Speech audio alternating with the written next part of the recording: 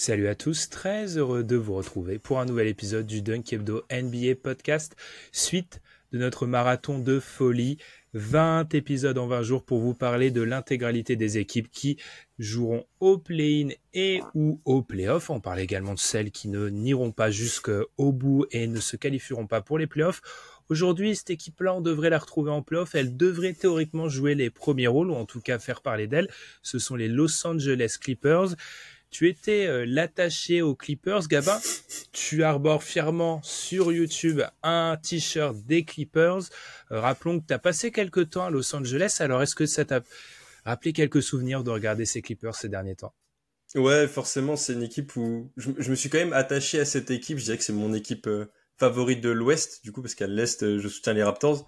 Et en fait, je suis allé les voir. J'étais allé les voir 10 fois pendant mon voyage aux États-Unis parce que c'est pas cher du tout les Clippers. Donc forcément, on s'y attache un peu. Et ça m'a fait plaisir en fait de regarder les matchs des Clippers parce que ça joue assez bien. Et voilà, j'ai pas eu la pire équipe à regarder, quoi.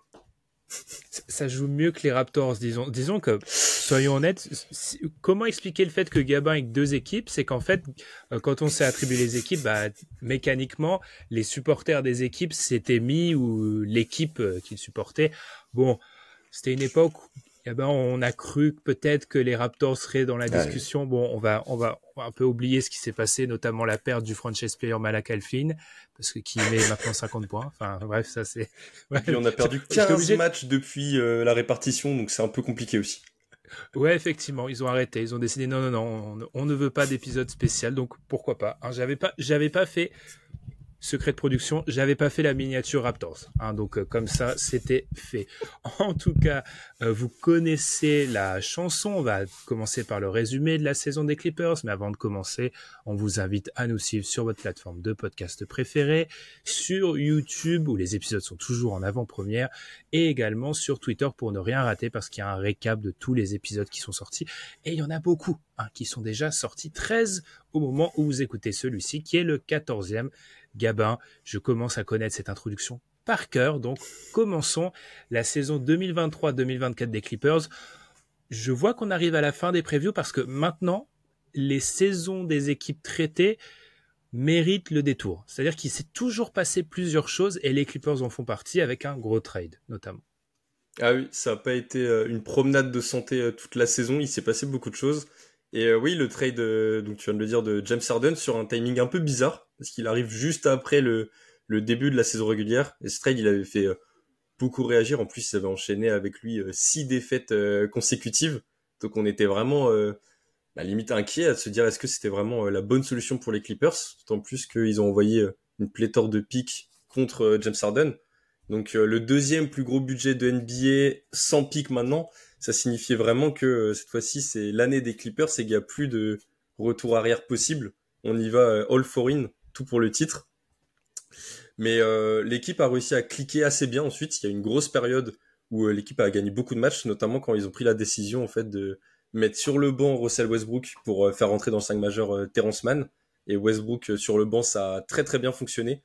Un energizer un peu qui bouge le banc adverse, ça fonctionne super bien.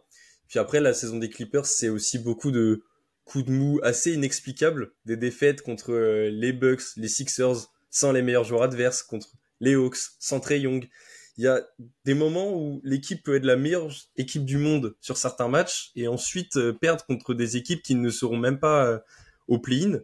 Donc ces Clippers, oui, je dirais pas qu'on est inquiet parce que de toute façon c'est une équipe qu'on attend forcément en play-off. On le savait depuis le début de la saison régulière, fallait juste faire attention à ce qu'ils ne choquent pas pour se retrouver avec un mauvais seeding. Et en parlant de seeding, justement, ce qui m'excite un peu, c'est que si tout reste comme ça l'est, ça ne devrait pas trop bouger sur la 4e place, qui est aux Clippers actuellement, et les 5e sont les Mavs. Et on sait que les séries Clippers-Mavs, depuis que Luka Doncic est au Mavericks, ça a toujours été super explosif. Donc si on a un premier tour Clippers-Mavs, j'ai très très hâte de voir ça.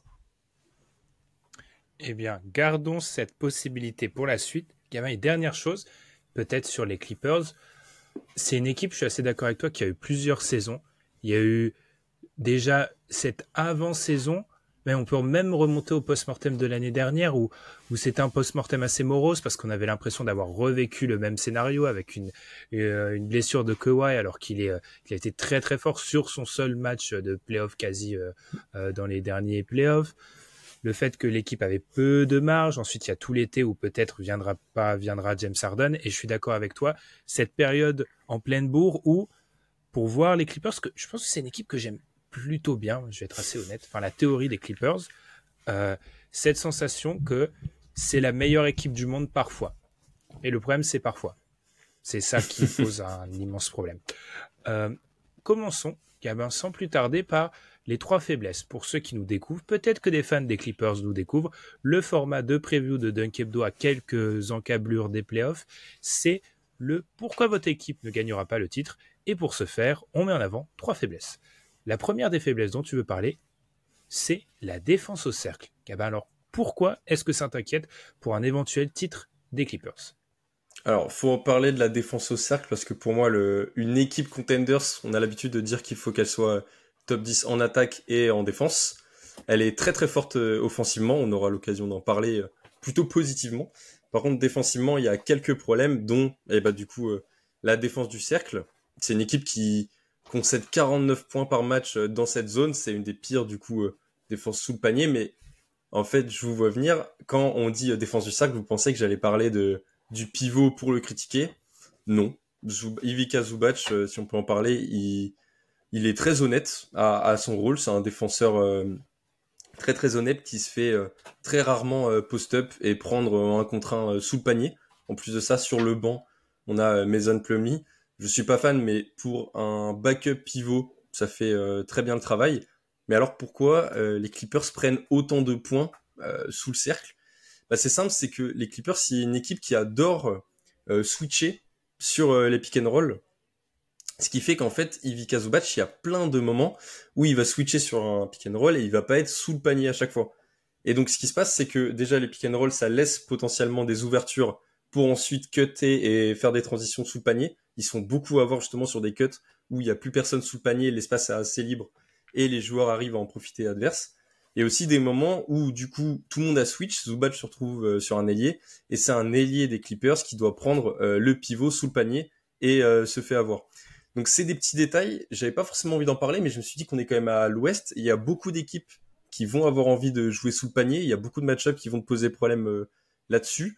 Je pense aux Thunder, Lakers, Nuggets, Pelicans, qui marquent beaucoup dans cette zone.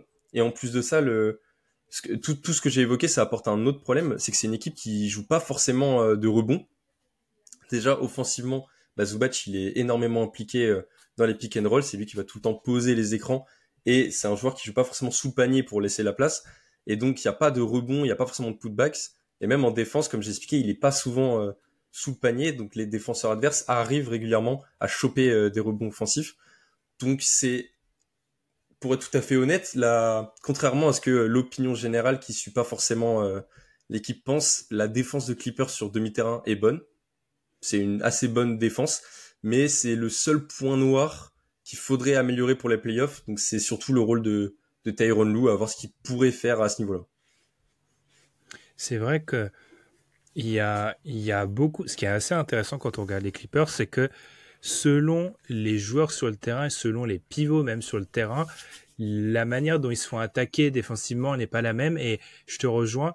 Quand c'est Zubac, ça tient plutôt bien. Il y a quand même des séquences où qui est plus trop dans la rotation, mais tout ce qui concerne Daniel Theis, c'était assez risible. J'ai été checker pas basketball référence justement. J'ai été checker cleaning de glace. En gros, quand Daniel Theis était sur le terrain, les Clippers, leur adversaire, avaient décidé d'aller près du cercle. C'est-à-dire que en termes de fréquence et de réussite, on était sur un des pires 5 de la NBA à 100 possessions, c'est-à-dire sur un peu plus de 205. C'était vraiment assez catastrophique. Et je te rejoins, il manque peut-être un joueur un peu plus dominant à l'aide.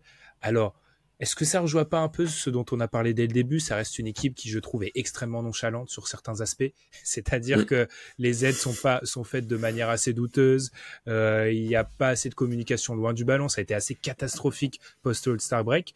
Mais est-ce que t'imagines des solutions en playoff pour eux vis-à-vis de ça, ou est-ce que tu es assez inquiet par la possibilité que, en gros, ils se fassent ouvrir à l'intérieur, ce qui a été le cas contre Minnesota déjà. Si on regarde les matchs ils sont à 1 victoire, 3 défaites contre Minnesota cette année. Minnesota pilonne les Clippers à l'intérieur. Les Pelicans ont déjà fait la même aussi. Ouais, c'est ça. En fait, si les Clippers c'était une équipe de l'Est, j'en aurais pas parlé, parce que c'est un peu une conférence déliée. Et ouais, l'Ouest, bah, t'as parlé de Minnesota, et le plus triste, c'est que, comme j'ai dit, Zubac, c'est pas un mauvais défenseur sous le cercle, et il a pas forcément l'occasion d'y rester et de contester. Donc, je vois pas forcément de solution, à part changer totalement l'identité défensive. C'est-à-dire qu'on arrête d'aller en aide, on arrête de switcher, chacun s'occupe de son défenseur. Le problème, c'est que tu vas créer d'autres problèmes. Et par exemple, il y a énormément de séquences où James Harden, bah, qui reste un peu le maillon faible de cette défense, se fait passer. Bah là, Zubac est régulièrement obligé d'aller contester le joueur qui a passé Harden et qui est en train de driver. Donc forcément, en fait, si tu arrêtes les aides, bah, Harden va se faire ouvrir. Donc t'es un peu obligé de jouer comme ça. Je pense que tu vas accepter de prendre des points sous le cercle, quoi qu'il arrive. Ce qui est un peu triste pour ces Clippers, c'est aussi l'absence d'alternatives. Parce que quand on regarde leur secteur intérieur, peut-être que tu en parleras après, Gabin, mais il y a moi, il y a ce sentiment, on en parlera parce que là, on s'avance un peu par rapport à des potentiels match-up, mais il y a cette idée qu'en gros, si une équipe arrive à mettre à mal, comme tu l'as dit, hein, arrive à faire sortir au large Zubac, ou arrive à les mettre en difficulté s'ils jouent du drop ou je ne sais pas, quelle est leur alternative pour défendre? Ils ont le fameux small ball qui joue à une période, ils le jouent de manière assez sporadique, ils le jouent moins. PJ Tucker, ils l'ont ressorti du chloroforme contre les Nuggets, on en parlait en off, mais c'est pas très satisfaisant. Moi, c'est ça qui m'inquiète, c'est qu'en fait, si Zubac, il vient à pu être un joueur ultra intéressant, ou je dirais pas ultra dominant parce qu'il l'est pas, mais s'il est plus utile pour eux dans la protection de cercle, ils n'ont pas d'alternative, parce que ça veut dire que Daniel Theis et Plumlee aussi, vu que ce sont des prototypes qui se ressemblent un peu, même s'il y a des nuances, seront aussi inefficaces. Donc je te rejoins, c'est un peu inquiétant pour eux. Je ne sais pas si tu as quelque chose à rajouter, ou alors est-ce qu'on avance sur une autre parcelle de défense? L'autre problème est assez lié, donc on peut avancer dessus. Eh bien, vas-y, on va parler sans transition de la défense de transition. Vas-y. Pas mal celle-là, elle est magnifique. Et oui, la défense en transition, parce que comme j'ai dit, bah, mine de rien, la défense sur demi-terrain, ça va encore. Mais l'énorme point noir des Clippers, c'est la défense en transition. C'est là où ils prennent des camions de points chaque soir, et contre toutes les équipes, ça fonctionne. Tu sais que les Clippers, faut les jouer vite en transition. Les équipes en face, elles sont d'ailleurs super fortes pour les attaquer, parce que les Clippers sont la 3e pire équipe en termes d'efficacité adverse sur les transitions. Ils prennent 1.19 points par possession sur transition. Il y a que les Hawks et les Blazers qui font pire. Donc c'est pas réputé pour être les meilleures défenses de NBA. Et ça pose problème. Pourquoi ils sont nuls en transition? Parce qu'ils sont pas en place en fait. Ils mettent énormément de temps après une possession à revenir en défense. Et ça, je pense que ça vient aussi le fait qu'ils soient lents, du fait qu'ils soient vieux, qu'ils soient âgés. Le 5 de départ, il a 30 ans de moyenne. Et encore, j'ai été gentil, j'ai mis Terrence Mann, mais j'ai même pas compté PJ Tucker qui joue par par moment. Donc ça galère à galoper. En plus de ça, Zubac, bah oui, il est jeune, mais c'est pas le plus rapide de l'équipe. Donc en fait, il y a beaucoup de séquences où les Clippers vont perdre un ballon ou louper un rebond, et en face, ça va galoper, ils vont pas avoir le temps de suivre. Donc tu concèdes énormément de points là-dessus. Et en plus de ça, les adversaires, ils arrivent régulièrement à jouer la transition contre les Clippers. Selon Cleaning the Glass, c'est 15% des possessions adverses qui sont des transitions. Pourquoi? 2 problèmes. J'en ai parlé, les rebonds défensifs. C'est pas une équipe qui joue énormément les rebonds défensifs. Donc forcément, eh ben, en face, l'équipe va réussir à choper les rebonds et galoper de l'autre côté. En plus de ça, les Clippers, c'est une équipe qui adore jouer écarté sur le 3 points. Donc ça fait des longs rebonds qui volent bien haut. Donc comme ça arrive encore plus loin. C'est-à-dire que le rebondeur, parfois, il est déjà quasiment aux 3 points. Et derrière, ça peut galoper encore plus vite. En fait, toute la composition de leur attaque amène à ce que les transitions soient éclatées. Et en plus de ça, eh ben, c'est une équipe assez moyenne sur les pertes de balles. Ils perdent quand même beaucoup de ballons dans leur attaque. Ils sont pas mauvais, mais ils sont dans la moyenne de NBA. Sauf que tu cumules les pertes de balles avec le fait qu'ils prennent pas de rebond. ça fait qu'ils prennent énormément de transitions. Et au final, c'est 23 points par match qu'ils prennent sur des transitions, c'est énorme. Et c'est vraiment la bête noire de leur équipe. Ouais, c'est ça. Il y a vraiment ce cocktail un peu compliqué avec une équipe qui, au niveau des fréquences, est dans la moyenne de la NBA, mais contre qui on est ultra efficace. Tu l'as dit, mais Hawks et les Blazers, c'est quand même deux équipes qui récemment sont pas réputées pour être des grandes équipes en transition. Et t'as déjà fait le tableau, hein, il y a beaucoup de paramètres similaires. Il y a aussi le fait que le premier rideau soit un peu parfois déficitaire. Et je pense qu'il y a quelque chose d'assez intéressant quand tu regardes l'historique des Clippers et de leur manière de prendre moins de... En gros, plus le temps avance, plus ils deviennent perméables aux transitions. Et je me demande si c'est pas la conséquence non seulement ok, on peut dire que Kawhi et PG sont plus vieux, mais je pense que c'est aussi l'évolution du supporting cast autour d'eux. En fait, c'est-à-dire que à moins jouer de small ball, à jouer avec quasiment tout le temps un pivot cette année, à jouer avec James Harden en premier rideau comme il est souvent à la porteur de balle, à jouer avec aussi Russ West, même si Russ West va faire les efforts, mais ça reste un joueur qui a parfois des pertes de balles qui sont un petit peu lunaires. Bah en fait, il y a un cocktail qui est assez détonnant et qui les amène à se prendre des camions de transition. Effectivement, donc je te rejoins parfaitement là.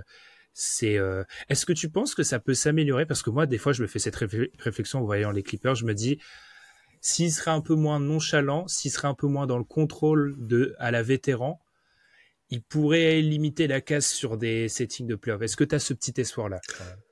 Bah, pas beaucoup parce que structurellement, il n'y a pas vraiment moyen d'améliorer ça. Le seul moyen, comme tu as dit, c'est de courir plus et de revenir plus vite de la transition.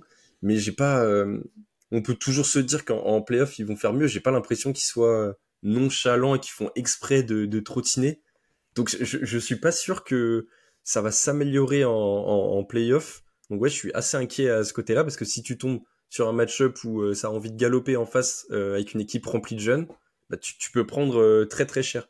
Il y a eu beaucoup de matchs où ils font beaucoup d'erreurs offensives qui mènent à des transitions, bah tu prends assez vite l'eau et après c'est compliqué de remonter.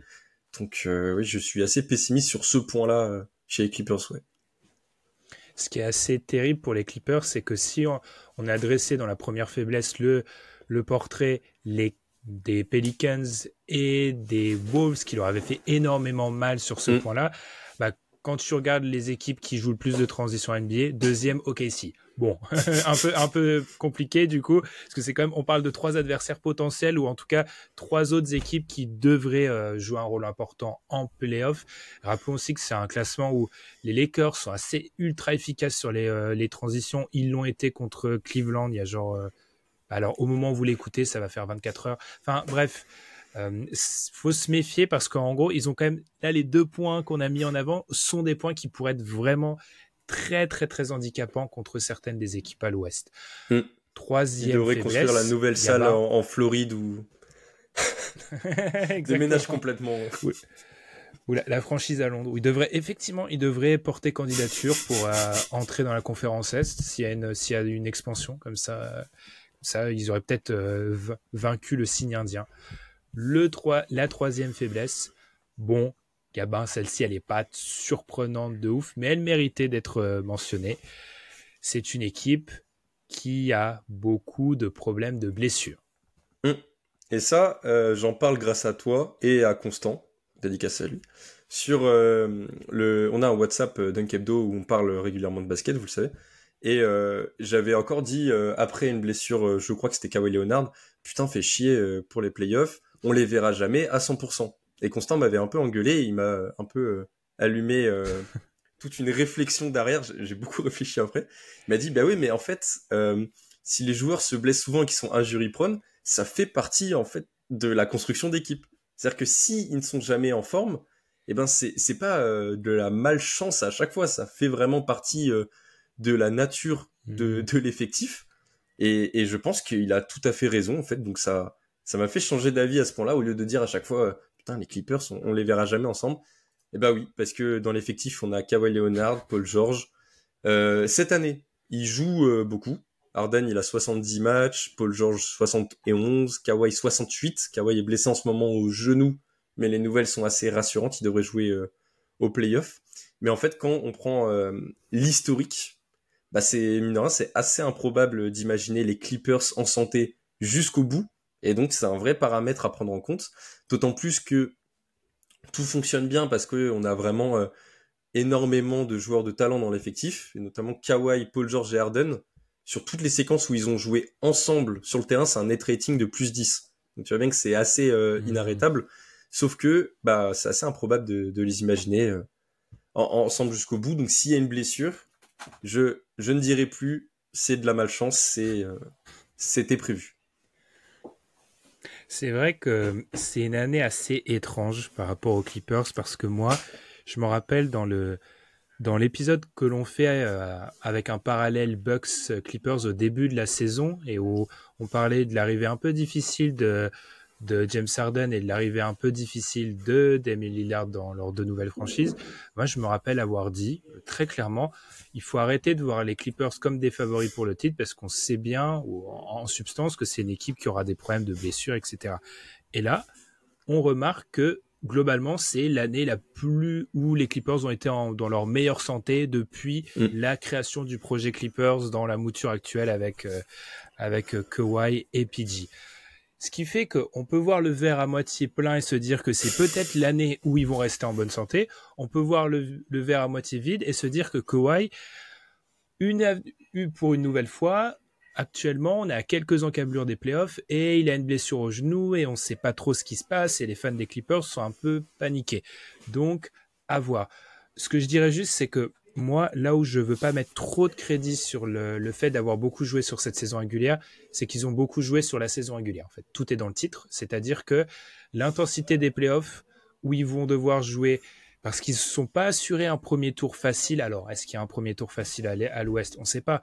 Mais avec les seedings actuels, ils n'auront vraisemblablement qu'un avantage du terrain sur le premier tour, ce qui fait qu'ils vont devoir aller gagner, si jamais l'objectif c'est le titre, et c'est le titre, c'est gagner 3 séries à l'extérieur, avec des joueurs injury prone, qui peuvent pas se permettre de rater 2 matchs dans une série, parce que tu peux pas, ça me paraît difficile. Et effectivement, on va appeler ça le théorème Suns qu'on avait eu du côté des Suns. Est-ce que tu as quelque chose à rajouter, Gabin? Non, bah on fera le plancher plafond plus tard, mais en fait oui, bah c'est l'équipe aura rien à voir si on a des blessés ou si on les a pas. Donc faut commencer à faire des prières les fans des Clippers que beaucoup de choses vont se jouer là-dessus. Ouais. Eh bien, enchaînons. Comme d'habitude, on vous fait une première partie un petit peu négative, on le sait, on s'excuse. On va faire le positif. Alors, Gabin, fan des Clippers, il vous a peut-être miné le moral, mais il va vous redonner du baume au cœur avec le motif d'espoir parce que c'est l'attaque. Donc, vraiment, ça fait un gros motif d'espoir. Gabin, pourquoi tu as espoir en l'attaque énorme. Des Clippers? Bah ouais, j'ai descendu des points sur la défense, mais l'attaque est exceptionnelle du côté des Clippers, et je suis sûr en plus qu'elle peut encore s'améliorer en playoff, parce qu'on a un star power évident. On a possiblement 3 joueurs DH20, ce qui aucune équipe NBA n'a autant de joueurs possiblement DH20, à part les Suns, mais Bradley Beal est loin maintenant du compte. Et donc en fait c'est une équipe qui peut détruire ta défense sans problème sur beaucoup de match-up. C'est une équipe qui joue beaucoup d'isolation, ça marche très bien. Ils arrivent à créer énormément de décalage, et ensuite avec les décalages, c'est une équipe qui space énormément. Donc déjà, tu peux pas les doubler, parce que si il y a un décalage, t'as beaucoup de shooters à 3 points très compétents, et ensuite, bah, la passe, elle est assurée. C'est une équipe qui du coup passe beaucoup, et souvent le jeu, ouais, c'est isolation ou pick and roll, et derrière passe quand on a créé des décalages et que les défenseurs viennent aider. Sauf que du coup, sur les passes, bah, t'as James Harden, t'as Paul George, t'as Kawhi Leonard, et pour rentrer des 3 points, c'est létal. Kawhi Leonard, je l'ai pas vu louper un mid-range depuis sa draft, je pense. Donc c'est une équipe qui est très compliquée à playoff, en playoff. En plus de ça, bah forcément le star power. Ils peuvent sortir à tour de rôle un match référence en playoff et sortir des cartons à 40 points. Je pense qu'on va les avoir les fameux matchs. Souvenez-vous de l'année dernière, on en a parlé rapidement, Kawhi Leonard contre les Suns. Les matchs où il va, c'est le meilleur joueur de la série. Et en fait, ça va être assez impressionnant de les voir jouer. Donc ouais, on va parler d'un autre joueur qui fait partie de l'attaque en joueur clé, mais en tout cas, je vois pas comment les défenses vont réussir à s'adapter à cette attaque destructrice des Clippers. Je suis assez d'accord, je dirais que la théorie 3 joueurs DH20 dans une équipe, c'est une théorie d'équipe titrable. C'est-à-dire que la question est de savoir, est-ce que les 3 sont encore DH20 en fait? Là, tout est dans le titre, encore une fois. C'est-à-dire que tu peux défendre le fait que Kawhi y est, mais les deux autres, c'est un débat qui se posera en septembre, quand on fera le DH20, le classement des 20 meilleurs joueurs NBA, parce qu'en fait, on commence à en parler comme si c'était une habitude, mais il faut le rappeler. Par rapport aux Clippers, moi, plus que la théorie des Clippers, c'est aussi, à l'intérieur de nos théories d'Unkebdo, c'est la théorie du meilleur joueur de la série ou des deux meilleurs joueurs de la série. Parce que moi, dans certains match-ups de playoff, tu peux défendre l'argument selon lequel ils auraient les deux meilleurs joueurs sur le terrain. Par exemple, j'aime beaucoup Anthony Edwards, mais si tu as un PG ou un James Harden de gala, tu pourrais défendre le fait qu'ils auraient les deux meilleurs joueurs contre les Wolves.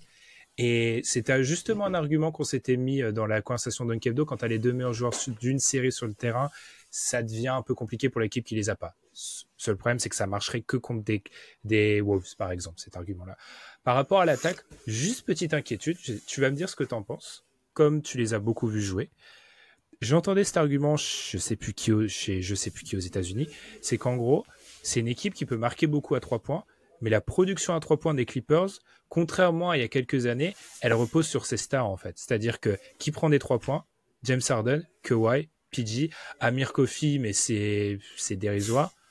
Est-ce que ça t'inquiète pas un peu que le poids de l'attaque, il est quand même beaucoup... Les role-players sont déresponsabilisés de plus en plus du côté des Clippers, quoi. Bon, c'est vrai ce que tu dis, hein, je le ressens quand tu regardes les matchs, souvent l'attaque c'est James Harden qui va avoir beaucoup le ballon en main, et derrière t'as Kawhi et Paul George qui vont faire des systèmes off-ball à deux, et qui vont tenter justement du coup de se démarquer et de shooter. Mais en fait ça fonctionne très bien comme ça, et puis on sait qu'en playoff c'est eux qui vont avoir les ballons. Donc pas forcément inquiet, et puis après quand le banc rentre en jeu, je trouve que Norman Powell est un joueur qui arrive quand même à prendre ses responsabilités. Westbrook va réussir à jouer. Donc je suis pas forcément inquiet sur le fait que les stars prennent beaucoup de ballons et de tirs, parce qu'elles le font très très bien, et je vois pas pourquoi ça s'arrêterait, ces joueurs de talent. Et justement, ils ont de la chance de les avoir, donc autant en profiter. Ouais. Eh bien, enchaînons. Parmi ces joueurs de talent, il y a James Harden. Parle-moi de James Harden, ton joueur clé, Gabin. Oh, voilà un qui va en faire parler, hein, parce que James Harden est quand même un joueur extrêmement clivant. Donc vas-y, Gabin, pourquoi t'as choisi James Harden? Bah c'est chaud parce qu'il y a qu'un seul ballon sur le terrain et ils sont trois joueurs. Non, je rigole bien évidemment. James Harden j'ai choisi parce que c'est lui qui est l'énorme facteur X en attaque pour les Clippers. C'est lui qui décide un peu du tempo. Les possessions démarrent toujours par James Harden qui remonte le terrain, qui va jouer soit en isolation, soit en pick and roll. Il est létal, c'est un des meilleurs joueurs de la ligue sur pull-up à 3. C'est-à-dire qu'il peut, sur une erreur de décalage, il peut t'enchaîner. C'est une menace que tu es tout le temps obligé de voir, de garder à l'œil. Et en plus de ça, c'est un créateur offensif très très efficace. Et on l'a dit, c'est un créateur offensif qui peut compter sur les côtés sur des décalages de Paul George et Kawhi Leonard. Donc c'est-à-dire qu'on va pas venir doubler James Harden parce que c'est trop compliqué de laisser les deux autres sur le côté. Mais il pose des problèmes en défense. Je l'avais expliqué. En fait, c'est un joueur qui est quand même assez ciblé. Et puis sur des décalages, t'es obligé de faire venir en aide Zubac ou d'autres joueurs. Donc en fait, j'ai vraiment hâte de voir James Harden en playoff s'il va réussir à garder cette efficacité offensive, parce que les défenses vont peut-être être beaucoup plus dures. Et autant je sais que Kawhi et Paul George vont garder le niveau, même l'élever, autant James Harden il pourrait être en difficulté de ce côté-là. Donc j'ai vraiment très hâte de voir comment il va s'adapter en attaque, en défense. Mais c'est possiblement en fait la pièce, le créateur offensif qui manquait pour ces Clippers. Donc je pense que là on tient l'équipe grâce à lui qui pourrait aller au bout. Ouais. Quand on parle de James Harden, quand j'ai vu James Harden joueur clé, j'ai beaucoup pensé à ce que j'avais dit de Rudy Gobert dans l'épisode sur les Wolves, dans le sens où j'ai l'impression qu'on est un peu sur le même cas avec James Harden. C'est un joueur qui clive beaucoup, comme je l'ai dit en te lançant, et qui clive beaucoup, et je suis en accord avec aucun des deux extrêmes. C'est pas le choker, le plus gros choker de l'histoire des playoffs, mais par contre, pour moi, ne pas admettre que c'est un joueur qui parfois, et Amine, je le salue, pourra le confirmer en tant que fan des Sixers, que ce n'est pas un joueur qui, sur séquence, peut un peu fuir ses responsabilités ou moins être dans... tout simplement dans la recherche de responsabilité, à être parfois moins en demande de ballon, je vais réussir à trouver mes mots, c'est un élément qui est notable chez James Harden, même s'il a des grosses perfs en playoff, il a aussi parfois cette capacité à être moins dans cette prise de responsabilité quand ça compte. Là, on peut se rassurer en se disant que il est 3e dans la hiérarchie ou 2e, ça dépend où on le place. En tout cas, il est certainement pas premier. Donc, c'est peut-être quelque chose qui l'aidera à être plus efficace en play-off et à ne pas, justement, s'il y a des moments où il est peut-être un peu moins enclin à prendre ses responsabilités, il y a quand même 2 joueurs étiquetés All-Star avec lui, donc ça serait moins inquiétant, je pense. Et puis c'est le problème que j'avais avec les Sixers l'année dernière, c'était qu'ils participaient beaucoup trop à l'attaque, l'équipe était vraiment dépendante de James Harden. Là on le voit déjà depuis qu'il est arrivé aux Clippers, il est moins responsabilisé. Donc ça lui fait du bien parce qu'il augmente, justement il est meilleur dans ses décisions et dans les shoots qu'il prend, on sait que c'est les bons. Donc ouais, il va pouvoir un peu plus se reposer sur 2 superstars et je pense que ça va être un James Harden différent, même si ouais c'est celui des 3 stars qui m'inquiète le plus. Si vraiment il y a un joueur qui pourrait changer son style de jeu, ce serait peut-être lui. Voilà. Eh bien Gabin, on est sur un épisode un peu plus court que les autres parce que, soyons honnêtes, on a encore eu des problèmes techniques. C'est vraiment, actuellement, on est vraiment maudit par la technique. Alors que, globalement, ça faisait 1 an qu'on avait dû faire des épisodes sans problème. Mais là, la technique est mise à rude épreuve en ce moment. On est obligé d'en parler. Il y a le plancher et le plafond. Alors, je dis qu'on a fait plus rapide, mais il y a moyen qu'on passe peut-être 10 minutes sur cette séquence. Donc, on va pas dire qu'on a fait encore plus rapide. Le plancher de ces Clippers, tu le situes où, d'abord? Le plancher, c'est le CHU de Los Angeles. Non, sans blague sur... Alors, en fait, on a parlé des blessures, et sur une blessure de Kawhi, tu sais que le titre, c'est fichu. Paul George, c'est compliqué. James Harden, ils ont attaqué toute l'année avec lui. L'enlever maintenant de la rotation, ils vont mettre autant à s'habituer. En fait, sur une blessure une des 3 stars, ou même une blessure de Zubac, qui est beaucoup trop important, ton équipe est cassée. Mais et le pire, c'est que ça peut arriver, comme on l'a dit. Donc en fait, ça sert à rien que je développe sur potentiellement les match-up s'il manque tel joueur. Il faut juste retenir que si ça va être très très très long, mais si il manque un des 3 joueurs, c'est fini pour cette année. Voilà, je pense que tu es d'accord là-dessus. Mais c'est là où, pour moi, leur prédominance dans la production à 3 points et leur importance aussi dans le rôle de l'équipe fait que, en termes de rôle, si un des 3 sort, et je pense en particulier à James Harden, c'est pour ça que c'est le joueur clé, c'est-à-dire que qui assure le playmaking, qui est le playmaker prioritaire s'il tombe. Alors, on peut se rassurer en se disant que des 3, c'est peut-être celui pour lequel il y a le moins d'inquiétude, en théorie, James Harden, mais Kawhi, c'est la règle dont on va parler très rapidement dans un épisode sur Boston. La règle veut que tu ne gagnes pas un titre sans un ancien MVP, alors que Kawhi n'avait pas été MVP, mais il avait été MVP des finales. On pourra nous dire qu'il y a James Harden, mais la règle tacite, c'est que il te faut un top 8, 9 NBA pour gagner le titre si je vois large, et que Kawhi est clairement dans cette catégorie-là s'il est en bonne santé. Le fait est que s'il n'est pas en bonne santé, il n'y a pas assez de puissance de feu pour rivaliser avec des Denver, avec des Boston, etc.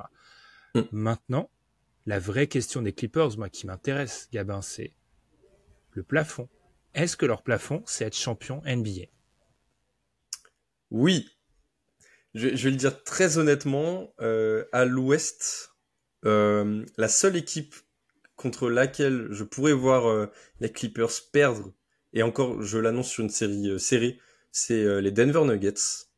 Parce que le match-up est quand même compliqué. Là, on a vu le match de saison régulière. Pour arrêter Nikola Jokic, ils ont été obligés de bricoler quelque chose avec PJ Tucker. Je pense pas que sur une série de 7 matchs, ça passerait comme ça. Mais les autres équipes, même si on a évoqué les faiblesses, c'est-à-dire le jeu intérieur et les transitions, et je sais que sur les équipes du dessus, donc Wolves, Thunder, les Clippers pourraient prendre assez cher là-dessus. Je les vois quand même passer par leur puissance de frappe offensive. Donc je pense qu'honnêtement, ils pourraient seulement perdre contre les Nuggets, et ils ont des armes pour répondre en fait et potentiellement battre ces Nuggets. Même si sur un match-up Nuggets-Clippers, je donnerais peut-être, tu vois, un 4-3 Nuggets. Oh, donc tu es très très fan des Clippers parce que c'est. Ouais, je suis assez haut. Alors moi, je m'étais promis dès le début de pas mettre le début des previews, de pas mettre 5 équipes. Non, 5 c'était un peu ma limite. C'est-à-dire que je suis un peu embêté. Moi, j'ai déjà 4 équipes à qui je vais donner le plafond titre et il m'en manque une et j'ai pas mal de jokers. Ça pourrait être. J'hésitais avec Phoenix à un moment, mais finalement, Amine, on en avait discuté, on n'est pas arrivé jusque-là. Miami, moi, je n'y crois pas. Donc, les Clippers, finalement, je suis arrivé au stade où c'était eux, la 5e équipe, que j'allais mettre comme potentiel plafond titre. Et je me suis ravisé au dernier moment pour plusieurs raisons. Le facteur blessure. Come on. Le premier, Gavin, je peux pas croire à cette équipe en bonne santé, même s'il faut toujours, on me dira, il faut toujours un facteur santé de son côté pour gagner le titre, mais là, c'est plus qu'un facteur là qu'il faudrait, c'est vraiment énorme. Et moi, c'est plutôt le seeding qui m'embête en fait.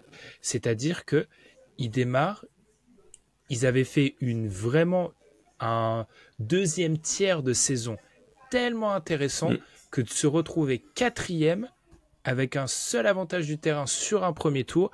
On pourra se moquer en disant qu'il n'y a pas vraiment d'avantage du terrain du côté des Clippers, mais c'est plutôt, les joueurs le disent, par rapport à l'habitude, au fait de justement trouver ses habitudes, de pouvoir rejouer dans sa salle, d'être avec les siens, etc. C'est important, les joueurs le disent toujours. Et moi, je suis vraiment désolé, mais tu ne gagnes pas 3 séries de suite à l'extérieur. Alors oui, je sais, Miami l'année dernière, Miami va servir d'excuse pendant 20 ans, ça va être horrible, mais je peux pas y croire dans l'Ouest actuel. Ils partent de trop loin en fait, c'est ça qui me dérangeait. Il y a aussi le fait que certaines de leurs faiblesses défensives, pour moi, ils sont pas assez adaptables au match-up. Je l'ai un peu dit dès le début. Si demain, il y a une équipe qui réussit à rendre Zubac injouable, même si elles seront peut-être pas nombreuses, ils n'ont pas de réponse. Leur seule réponse, c'est on fait un small ball. Ils n'ont pas d'alternative. Ils n'ont pas un espèce de pivot dans un autre moule. Et ils m'inquiètent beaucoup à ce niveau-là. J'ai l'impression qu'en fait, c'est toujours l'équipe Kawhi Paul George, mais elle a perdu cette adaptabilité qui faisait sa force à une période. Et du coup, ça me paraît trop juste. Donc, je suis d'accord avec toi sur un truc, par contre, Gabin.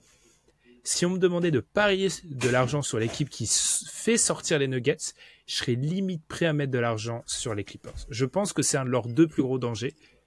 J'ai pas nommé le deuxième, l'équipe va arriver, mais je peux pas croire en l'état dans les. Je peux pas. C'est trop. 3 tours de suite. Il faut qu'il reste en bonne santé pendant 2 mois. Ouais.